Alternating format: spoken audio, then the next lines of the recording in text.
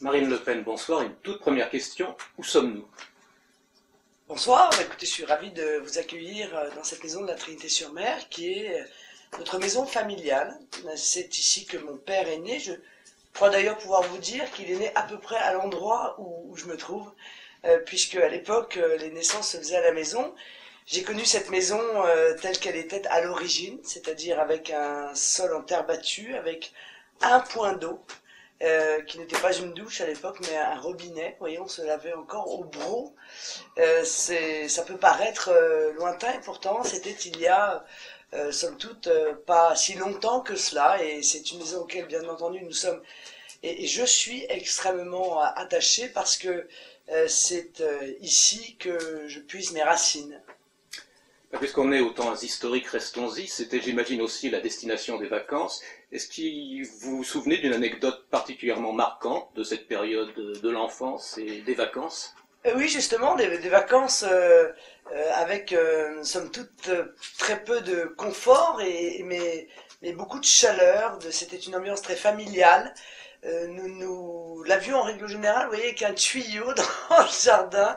Ça, j'avoue que c'était tout de même assez cocasse. Et puis une maison ouverte où tous les copains de mes parents venaient, entraient. On savait jamais si on allait être 4 ou 14 à dîner. J'y ai vu un certain nombre de fameux navigateurs lorsqu'ils étaient encore extrêmement jeunes. Et c'est vrai que c'était une ambiance très gaie. Voilà, nous avons vécu ici des étés particulièrement ensoleillés. C'est pour ça que je finis par me poser la question de savoir si je suis totalement convaincu par le réchauffement climatique, parce que j'ai des souvenirs d'été ici extrêmement chauds et ensoleillés, et depuis quelques années, c'est moins le cas. Vous avez connu, je crois, 3 de vos grands-parents. Est-ce que vous pouvez nous dire 2, 3 mots sur eux? J'ai connu, même pas, puisque mon grand-père paternel est mort lorsque mon père avait 14 ans. Il a sauté sur une bombe allemande, il était patron pêcheur. C'est que la famille de mon grand-père paternel était tous marins-pêcheurs. Tous les aïeux étaient marins-pêcheurs, et la famille de ma grand-mère paternelle, ils étaient tous des paysans. Bon. J'ai très peu connu, à peine, puisque j'étais très très jeune lorsqu'elle est morte, ma grand-mère paternelle. J'ai très peu connu ma grand-mère maternelle, et en réalité j'ai connu mon grand-père maternel, qui était négociant en vin dans le sud-ouest, hein, puisque ma mère est landaise. On dit toujours Marine Le Pen est bretonne, mais Marine Le Pen n'est pas que bretonne. Marine Le Pen est 50% bretonne et 50% landaise, faut pas l'oublier. Je crois d'ailleurs que le nom de votre grand-père paternel, Jean, figure sur le monument aux morts de la Trinité. Oui, Est-ce tout que à vous... fait, parce qu'il est mort pour la France, et mon père, d'ailleurs, est devenu de fait pupille de la nation. Et justement, votre père vous parlait de son père à lui. Est-ce que vous compreniez le sens de sa disparition, la raison de son absence? Oui, bien sûr. Bien sûr, c'est quelque chose qui a toujours beaucoup frappé notre imaginaire familial, parce que je pense que j'ai vite perçu que ça avait été évidemment une très grande souffrance dans la vie de mon père. Perdre son père à 14 ans, se retrouver seule avec sa mère à une époque où les femmes d'ailleurs ne travaillaient pas. Elle a donc dû se mettre à travailler, elle est devenue couturière pour pouvoir faire vivre son fils.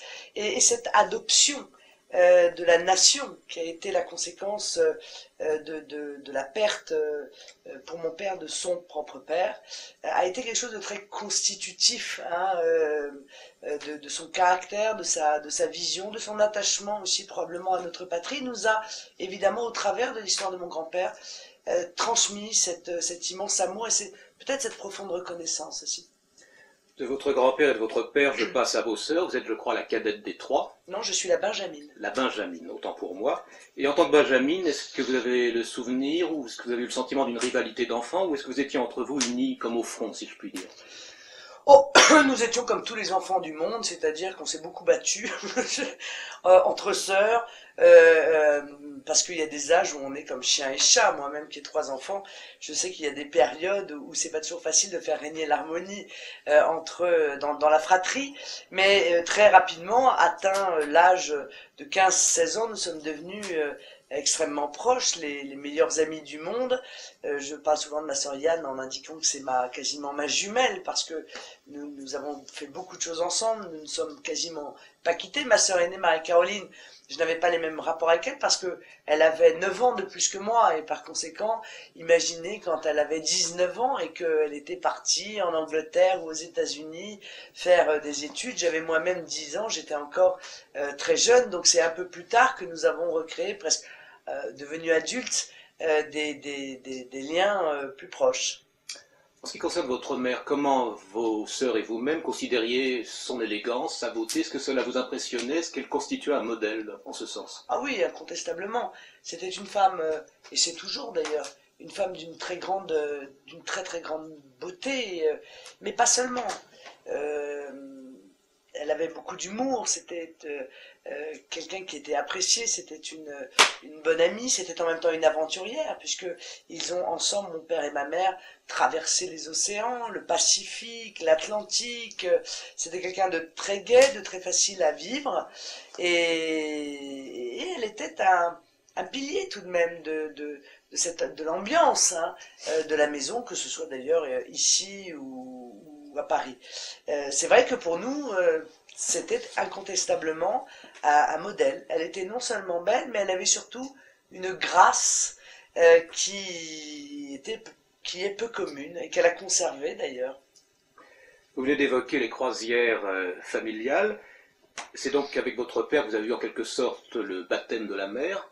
Est-ce que vous avez un souvenir particulier, soit agréable, soit plus effrayant peut-être C'est-à-dire que j'ai eu peu l'occasion de naviguer avec lui, puisque le bateau qui était le sien, le général Cambronne, dont il ne reste que cette bouée, puisqu'il a coulé en Espagne. Dans quelles circonstances? Écoutez, il a été amarré et la marée est montée, et ceux qui étaient chargés de s'en occuper ne s'en sont pas occupés, il s'est rempli de vase et par conséquent il est resté au fond.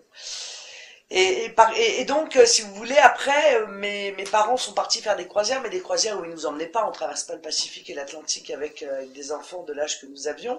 Et j'ai donc commencé à faire de la voile plutôt avec mes amis quand j'ai eu l'âge de le faire, dans des circonstances parfois un peu folkloriques. Une fois comme ça, nous sommes restés coincés à Watt parce que nous étions en panne de moteur et accessoirement en panne de vent.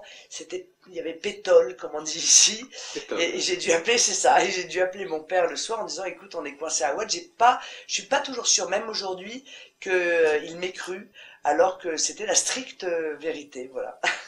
Et alors, nous parlons, vous pratiquez toujours la voile ou vous avez un sport d'élection qui ne serait pas celui-ci? Je la pratique moins.